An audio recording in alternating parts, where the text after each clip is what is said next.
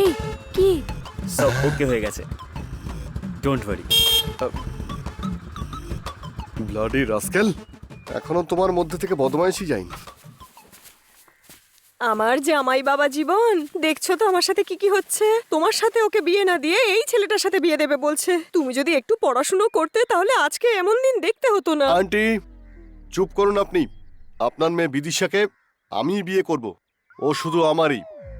কোথায় তোমার স্বামী, ওই এলাচ স্টেটের ম্যানেজার? ও তোমাকে দেখা মাত্রই তো চেঁচাতে শুরু করে। ওর সাথে কেন দেখা করবে? দেখা করবে, শুভ কাজ করতে হবে তো বস। হুম, মনে হচ্ছে কিচেনে হয়তো বাসন মাজছে।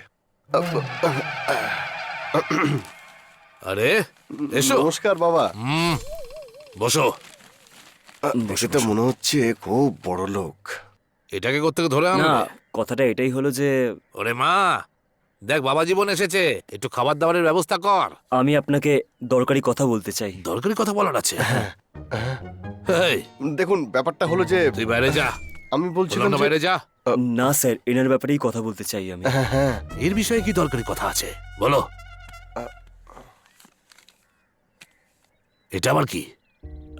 আমি লিখেছিলাম ভেবে আপনি যে আমার বাবাকে লেটারটা দিয়েছিলেন, আপনি চলে যাওয়ার পরই আমি জানতে পারলাম যে এই লেটারটা আমি না বরং কালুরাম লিখেছে। এটাই বলার ছিল। হ্যাঁ বাবা, আমি গুজাগো গোপানের কাছে হোম টিউশন নিয়ে আপনাদের ভাষাতে আমি নিজের হাতে এই লেটারটা লিখেছি। হে ভগবান, আবার এক ঝামেলা। আমার সোনা বিদিশা, তুমি আমার রসগোল্লা, তুমি আমার নলেন গুড়ের সন্দেশ। হ্যাঁ, এই হ্যাঁ বলুন। পড়াশোনা ভালো মতো করেছিস?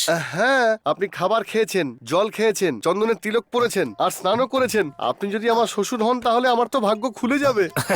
সত্যি তুই বেশ ভালোই পড়াশোনা করেছিস। আগে হ্যাঁ বাবা, হ্যাঁ। বুঝতে পেরেছি। কালু? আমার নাম কালু নয়, মামুক দিনেশা। আচ্ছা, হ্যাঁ। তাহলে এই ব্যাপার। এই লেটারের অন্য কোনো কপি আছে নাকি? অন্য কোনো কপি? কিন্তু এটা কেন জিজ্ঞেস করছে? কপি তো নেই, কিন্তু অরিজিনালটা আছে। নেই তো? বাবা কি করছেন এটা? বাবা এটা আবার কোথায় পেলি? স্যার স্যার শুনুন, স্যার শুনুন না। বাবা জীবন শোন রে, ওর বাবা পীতাম্বর বাবু হলেন আমার হবু বেয়াই। আমি কলার তুলে মাথা উঁচু করে গোটা গ্রামে ঘুরে বেড়াচ্ছি, আর তুই কি না আমার গায়ে কাদা মাখানোর চেষ্টা করছিস। মন দিয়ে শোন, তুই আমার বউয়ের অনেক দুঃসম্পর্কের আত্মীয়, তাই তোকে এই বাড়িতে আমি ঢুকতে পর্যন্ত দিয়েছি। ভদ্রভাবে আমার মেয়ের বিয়েতে এসে খাবার পরিবেশন করবি, বুঝলি? যদি না করতে পারিস তাহলে বাইরে দাঁড়িয়ে বাসন ধুবি। এরকম বলবেন না, আপনার কথাতেই তো আমি পড়াশুনো করেছি আর আপনি এখন এসব বলছেন। এটা আপনি কি করে করতে পারেন? এটা তো ঠিক নয়। হ্যাঁ, ঠিক ভুল আমি বুঝে নেবো, আগে তুই এখান থেকে কেটে পড়, বেরো।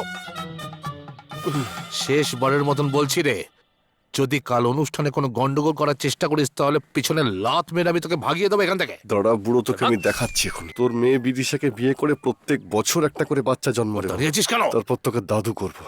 আর যদি কখনো কোনো চিঠি দেয় চুপচাপ নিয়ে নেবে, বাড়িতে আনবে না, বুঝেছ? আরে স্যার, বাড়ির বাইরে একটা লাল বক্স আছে, ওর মধ্যে ফেলে দেবে। আমার যখন সময় হবে আমি পড়ে ছিঁড়ে টুকরো টুকরোকে ফেলে দেবো। আমি হলাম ওর বাপ, আমি জানি ওতে কি লেখা থাকবে। যাও। বাবা, বিদিশা বাড়িতে একাই আছে, যদি দরকার মনে হয় তাহলে যাও, গিয়ে কিছুক্ষণ গল্প করে এসো। হ্যাঁ,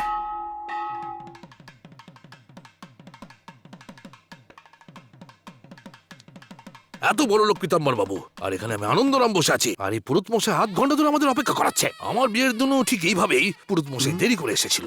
দেরি করে আসাটা কি পুরুতদের স্বভাব নাকি? আরে কি চল, হয়েছে? হ্যাঁ যাচ্ছি। চল বলছি। সময়ের কোনো তোকে দাম নেই। যেতে বলেছি আর তুই ওখানে তোকে দাঁড়িয়ে কি দাঁড়িয়ে হচ্ছে মজা নাকি দেখছিস? এইসব? এই, দেখ যা। কোথায় পড়েছে পুরুত। এই চল। আরে হ্যাঁ যাচ্ছি। লেট হয় না? আরে বস ওখানে বাবা। কি বাবা, কেটে নেবো। তোকে আমার জীবনটা শেষ হয়ে যাচ্ছে আর তুই নির্লজ্জের মতো আশীর্বাদ করছিস? বস হ্যাঁ? আমিও খুব টেনশনে আরে আছি। তোর আবার কিসের টেনশন? সেদিন তুই যখন আমার বাড়িতে এলি, তারপর আমাকে সঙ্গে নিয়ে ওই আনন্দরামের বাড়িতে এলি, আর ওই বুড়ো আমার একমাত্র লাভ লেটারটা ছিঁড়ে ফেলে দিল। আর আমি দেখতে পাচ্ছি যে এই সব কিছু হচ্ছে তুই থাকাতেই। সেই জন্য আমার তোকে সন্দেহ হচ্ছে, বুঝেছিস? ভেবেচিন্তে কথা হ্যাঁ, বলো আমি না। খুব ভেবেচিন্তেই বলছি। এই ফাংশনে কেউ ব্লিচিং করে কি আসবে? হ্যাঁ তুই বল, তুই বল, সত্যি বল, তুই এসব করিসনি? তুই বল। না বস। তুই তোর মুখটা দেখ আর আমার মুখটা দেখ। আমি তোর মুখের মধ্যে আনন্দ আর ফুর্তি খুব ভালো মতোই দেখতে পাচ্ছি। আমার একটু দেরি হয়ে গেল, ক্ষমা করে দিন, ক্ষমা করে দিন। একই সময় দুটো কাজ পড়ে গেছে, ওখানে শিষ্যকে বসিয়ে দিয়েছি, আর খুব জরুরি ব্যাপার ছিল বলে এখানে নিজে এসেছি। ক্ষমা করে দিন, ক্ষমা করে দিন আমাকে। জানি না ভাই, আমার খুব ভয় করছে কেন। বস কুল ডাউন, কুল ডাউন। হ্যাঁ আমি তোমার জন্য খুব ভালো একটা কাজ করেছি, তুমি ভেতরে গিয়ে নিজের চোখেই দেখো, চলো। এমন কি করেছিস তুই? যার যার আসার কথা ছিল সবাই এসে গেছে তো। হ্যাঁ হুম। হ্যাঁ হ্যাঁ এখন পাত্রপাত্রী বিয়ে দেওয়ার আগে জন্মকুষ্টি এই জন্য দেখা হয়েছে, কন্যা দান করার পরে যখন কন্যা শ্বশুর বাড়িতে যায় তখন শ্বশুর বাড়িতে সে শান্তিতে থাকবে কি না, চলো দেখা যাক। আমি দুটো কুষ্টিকেই খুব ভালো করে পুঙ্খানুপুঙ্খ ভাবে দেখে নিয়েছি যে পুত্রের ভাগ্যে পুত্র ভাগ্য দেখবার সময় পুত্রের ভাগ্য পরীক্ষা করবার সময় হ্যাঁ, এরপর কি হবে সেটা ভেবে আমার টেনশন হচ্ছে, আর তুই পরের পর হোয়াটসঅ্যাপ করে আরে যাচ্ছিস। বাবা, আরে এটাই তো মেইন ম্যাটার। এবার দেখো আমার ম্যাজিক। হ্যাঁ, পুত্রর ভাগ্য ভালো কিনা সেইটা জানা যায়।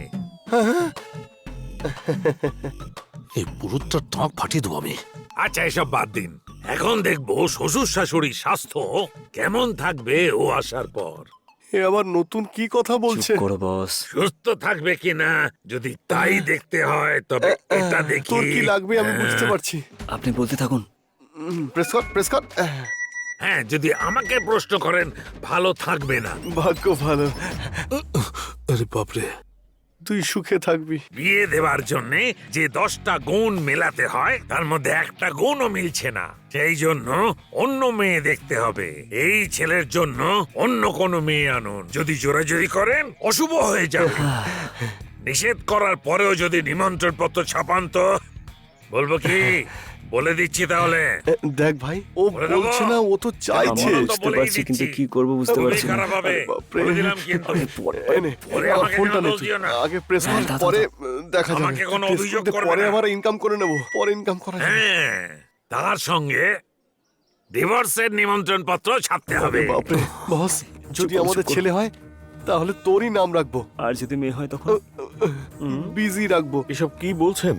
কুষ্টি বিচার করছেন খুব ভালো কথা, কিন্তু ছেলে মেয়ে যখন একে অপরকে পছন্দ করে তার থেকে বড় মিল তো আর কিছু হতে পারে আরে না। বাবা, তোর বাবা আবার কোনো ইউটার্ন কেন রকম বাধা নিচ্ছে? যেন না তৈরি হয়, যে কোনো অবস্থাতেই এই বিয়েটা হবে। হ্যাঁ, জজমান বলছিল। পুরোহিত, আপনি চুপ করুন।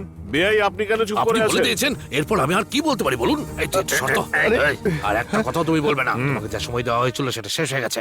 মেয়ের ভাগ্যে পুত্র নেই, ওর যদি পুত্র না হয় আমি প্রাইভেট হসপিটালে নিয়ে যাব, চিকিৎসা করাবো, ট্রিটমেন্ট করাবো, টেস্ট টিউব বেবি বাড়িতে নিয়ে আসবো।